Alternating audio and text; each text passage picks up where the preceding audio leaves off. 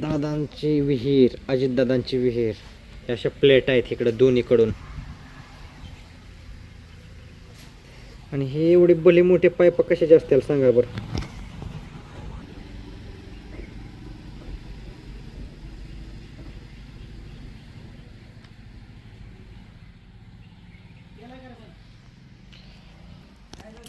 ही आहे अजितदादांची शेती.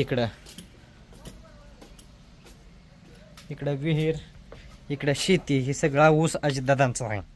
बारामती काटेवाडी या ठिकाणचा. काय वाटतं तुम्हाला शेती बघून? एक कमेंट करून कळवा.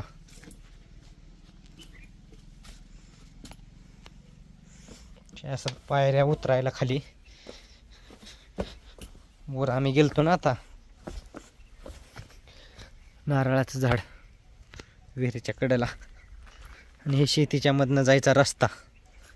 हे ऊस आहे. आणि ह्या फ्लॅट अशा विहिरीवरती आहे. त्या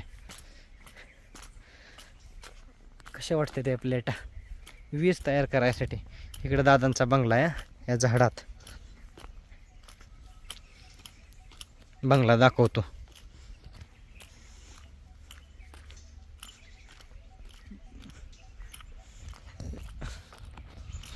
फिल्टर, विहिरीला फिल्टर. ही बंगल्याकडेचा परिसर. दादांचा त्या दिवशी पाडव्याला इतर दादा होता. बंगले हा परिसर आहे.